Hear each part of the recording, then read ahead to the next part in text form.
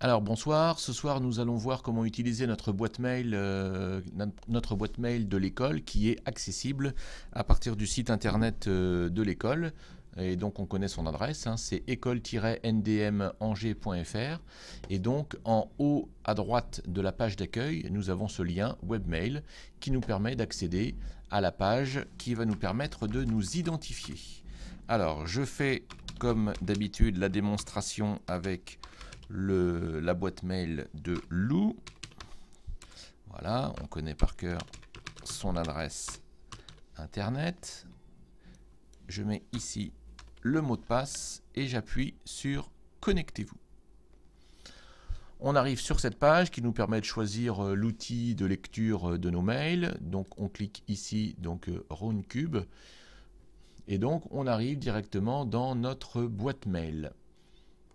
Donc nous avons à gauche un certain nombre de boîtes, tous les messages qui sont ici listés, et donc nous avons la possibilité d'écrire, de répondre, de lire nos messages.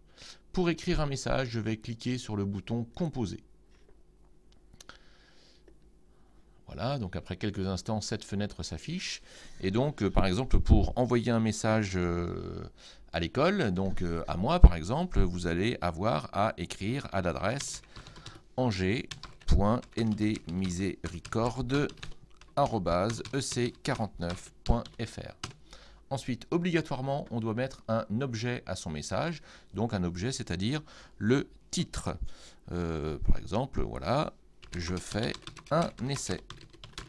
Ensuite, lorsque j'écris un message, je commence toujours par bonjour ou un petit mot sympathique. Voilà. Ensuite, je fais mon message. Je fais un petit essai pour la vidéo pour les CM2. Je finis toujours mon message par un petit mot agréable. À bientôt. Et je finis toujours mon message par une signature. Donc voilà, ici j'ai préparé mon message, je le relis, je vérifie qu'il n'y a pas d'erreur et ensuite je clique sur envoyer. Voilà, le message est parti. On peut le vérifier en cliquant ici sur la boîte message envoyé.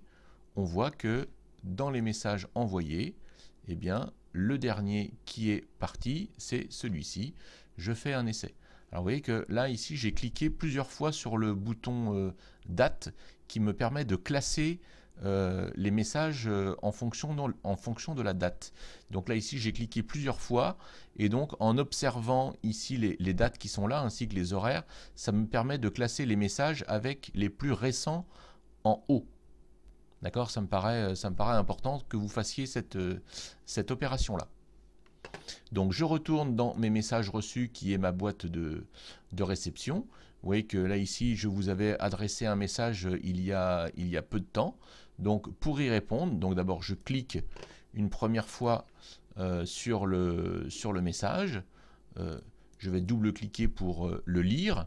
Voilà, ça me permet de lire le message. Et si je veux y répondre, eh bien je clique sur le bouton répondre.